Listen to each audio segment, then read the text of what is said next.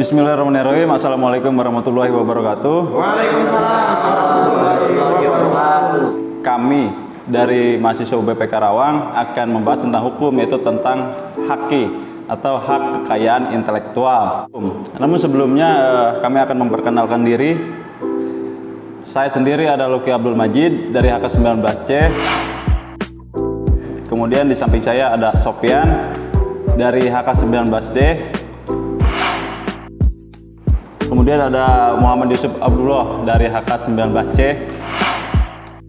Dan ada Henry Gunawan dari HK19C. Kemudian ada Rahmat Darwanto dari HK19A. Oke, siap. Pada kesempatan kali ini kami akan membahas tentang hukum, yaitu tentang HAKI atau hak kekayaan intelektual. Oke, kita langsung saja masuk ke pembahasan. Apa itu HAKI? Hak kekayaan intelektual atau yang biasa disebut HAKI adalah hak yang didapatkan dari hasil olah pikir manusia untuk dapat menghasilkan suatu produk, jasa atau proses yang berguna untuk masyarakat. Jadi dapat disimpulkan bahwasanya HAKI adalah hak untuk menikmati secara ekonomis hasil dari suatu kreativitas intelektual. Objek yang diatur dalam kekayaan intelektual berupa karya yang dihasilkan oleh kemampuan intelektual manusia. Nah, selanjutnya apa sih fungsi dan tujuan HAKI? Mungkin fungsi dan tujuan HAKI akan disampaikan oleh Bang Yusuf. Oke, terima kasih Bang Luki atas waktunya. Selanjutnya fungsi dan tujuan HAKI. Fungsi utama dari HAKI ini menurut saya ada 4. Yang pertama, sebagai perlindungan hukum terhadap pencipta yang dipunyai perorangan ataupun kelompok atas jerih payahnya dalam pembuatan hasil cipta karya dengan nilai ekonomis yang terkandung di dalamnya. Artinya di sini ada perlindungan bagi mereka yang membuat atau menciptakan karya. Selanjutnya tentang mengantisipasi dan juga mencegah terjadinya pelanggaran HAKI milik orang lain. Artinya juga di sini mengantisipasi orang untuk mengambil karya orang lain atau dilakukan plagiarisme. Selanjutnya meningkatkan kompetensi khusus dalam hal komersialisasi kekayaan intelektual, karena dengan adanya HAKI akan mendorong para pencipta untuk terus berkarya dan berinovasi dan bisa mendapatkan apresiasi dari masyarakat. Jadi fungsi di sini para pembuat atau pencipta kekayaan intelektual akan merasa dilindungi dan akan terpacu dan termotivasi untuk terus membuat karya-karya yang lebih baik. Selanjutnya yang keempat dan yang terakhir, dapat dijadikan bahan pertimbangan untuk menentukan strategi penelitian industri yang ada di Indonesia. Jadi karya-karya yang ada ini dengan adanya HAKI juga akan bisa menjadi tinjauan-tinjauan lanjut untuk penelitian ataupun untuk kebutuhan-kebutuhan industri yang lain. Selanjutnya ruang lingkup HAKI akan dilanjutkan oleh teman yang lain. Mungkin untuk ruang lingkup langsung aja Pak. Langsung. Sekalian Pak. Siap-siap. Untuk ruang lingkup HAKI akan dipaparkan juga oleh saya. Perlindungan terhadap hak cipta mempunyai 2 ruang lingkup yang berbeda. Berikut adalah penjelasan ruang lingkupnya. Yang pertama tentang ruang lingkup hak ekonomi. Hak yang memiliki hubungan dan dampak langsung terhadap ekonomi perusahaan, seperti hak pengadaan, hak distribusi, hak penyiaran, hak pertunjukan, dan juga hak pinjam masyarakat. Jadi karya-karya yang dibuat oleh suatu subjek hukum, karya ini memiliki kualitas ekonomi atau dapat dinilai dengan uang gitu. Ada perlindungan yang harus masuk ke sana. Ruang lingkupnya masuk ke ekonomi juga. Selanjutnya ada hak atas ciptaan. Hak ciptaan ini yang merujuk langsung terhadap subjek ciptaannya, seperti program komputer, buku, fotografi, database, dan lainnya.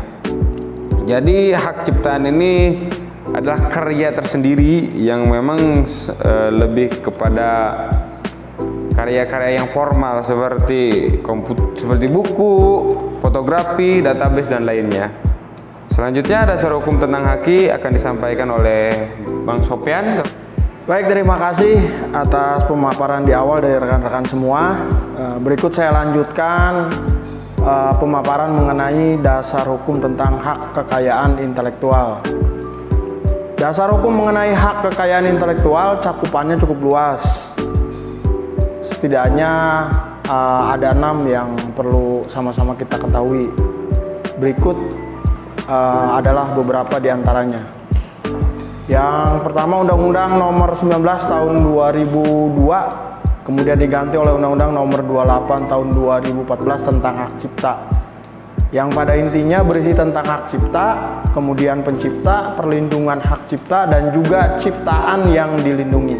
Berikutnya, yang kedua adalah Undang-Undang Nomor 4 Tahun 2001 tentang paten, yang pada intinya berisi tentang inventor dan juga pemegang hak paten. Yang ketiga, Undang-Undang Nomor 15 Tahun 2001 tentang merek, berisi tentang merek dagang, merek jasa, merek kolektif, dan jangka waktu perlindungan terhadap merek. Yang keempat, Undang-Undang Nomor 31 Tahun 2000 tentang desain industri, yang pada intinya berisi tentang desain industri dan jangka waktu perlindungannya. Yang kelima, Undang-Undang Nomor 32 Tahun 2000 tentang desain tata letak sirkuit terpadu, yang berisikan tentang desain tata letak dan juga sirkuit terpadu. Dan yang terakhir, Undang-Undang Nomor 30 Tahun 2000 tentang rahasia dagang, berisi tentang rahasia dagang, lingkup rahasia dagang, dan juga perlindungan terhadap rahasia dagang. Demikian yang bisa saya sampaikan mengenai dasar-dasar hukum hak kekayaan intelektual. Terima kasih. Oke teman-teman, jadi haki itu memiliki dasar hukum seperti yang tadi dipaparkan oleh Pak Sopyan. Selanjutnya prinsip haki. Baik teman-teman, sebelumnya terima kasih untuk kesempatan yang diberikan untuk saya untuk memaparkan materi selanjutnya, yaitu tentang prinsip haki. Jadi prinsip haki memiliki 4 prinsip yang sudah diterapkan sejak awal. Ada prinsip ekonomi, yaitu haki memiliki manfaat serta nilai ekonomi yang dapat memberikan keuntungan terhadap pemilik hak cipta. Selanjutnya ada prinsip kebudayaan, yaitu meningkatkan pengembangan kebudayaan baik dari ilmu pengetahuan maupun aspek lainnya dan meningkatkan taraf kehidupan bagi masyarakat. Yang ketiga ada prinsip keadilan, bahwa hakim memiliki kekuasaan dalam penggunaan hak terhadap karya cipta miliknya dan tidak dapat dimanfaatkan tanpa izin dari pemilik hak cipta. Terus yang terakhir yaitu prinsip sosial. Hakim merupakan suatu kesatuan yang dibuat dengan memikirkan keseimbangan antara kepentingan individu dan juga masyarakat luas. Mungkin itu saja pemaparan materi dari saya. Mungkin pembahasan selanjutnya akan dibahas oleh teman-teman saya. Nah, jadi prinsip haki itu ada prinsip ekonomi, prinsip kebudayaan, prinsip keadilan, dan prinsip sosial. Selanjutnya jenis-jenis haki akan disampaikan oleh Bang Rahmat. Terima kasih, baik Bang Luki. Saya akan menjelaskan jenis-jenis haki. Yang pertama itu ada hak cipta, ada hak kekayaan industri. Yang pertama itu adalah hak cipta. Hak cipta diberikan khusus kepada para pencipta dan mereka memilih hak eksklusif untuk dapat mengumumkan atau memperbanyak hasil ciptaannya. Hak cipta yang dimaksud adalah hak yang dalam ruang lingkup ilmu pengetahuan, kesenian, dan kesusastraan. Hak kekayaan industri. Hak kekayaan industri ini dibagi menjadi 6 bagian. Yang pertama itu paten, merek, desain industri, desain tata letak sirkuit terpadu, rahasia dagang, dan indikasi geografis. Yang pertama paten. Hak paten adalah hak eksklusif yang diberikan kepada orang atau kelompok yang berhasil memecahkan masalah tertentu dengan sebuah teknologi. Yang kedua merek. Merek merupakan tanda berupa gambar, nama yang terdiri dari kata, huruf, angka yang ditunjukkan agar menjadi suatu pembeda dalam kegiatan perdagangan produk atau jasa. Desain industri. Desain industri adalah olahan karya mengenai bentuk, komposisi warna, dan garis yang memberikan suatu kesan pada barang. Yang selanjutnya desain tata letak sirkuit terpadu. Sirkuit terpadu merupakan suatu produk jadi atau setengah jadi yang di dalamnya terdapat banyak elemen-elemen pembentuk yang terintegrasi sehingga menghasilkan fungsi elektronik. Selanjutnya rahasia dagang. Rahasia dagang merupakan hak informasi yang berkaitan tentang teknologi atau bisnis dan memiliki nilai ekonomi namun tidak perlu diketahui oleh masyarakat. Yang terakhir adalah indikasi geografis. Hak untuk melindungi suatu produk atau jasa yang menunjukkan daerah asal suatu barang atau jasa. Nah, dari beberapa jenis haki, hak cipta merupakan masalah yang sering kita dengar ya Bang ya.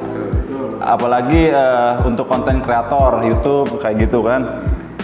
Jadi apabila kita mengupload video misalkan ada background atau musik yang mengandung hak cipta gitu kan, maka akan dikenakan copyright kayak gitu Bang. Nah, mungkin sekian teman-teman pembahasan dari kami. Video ini juga dibuat untuk memenuhi salah satu mata kuliah, yaitu mata kuliah Haki, hak kekayaan intelektual. Demikian yang bisa kami sampaikan. Mohon maaf atas segala kekurangan. Mudah-mudahan video ini bermanfaat untuk kita semua, terutama kita-kita yang masih dalam tahap belajar. Amin. Terima kasih kami ucapkan dan kami akhiri. Wabillahi taufiq wal hidayah. Assalamualaikum warahmatullahi wabarakatuh.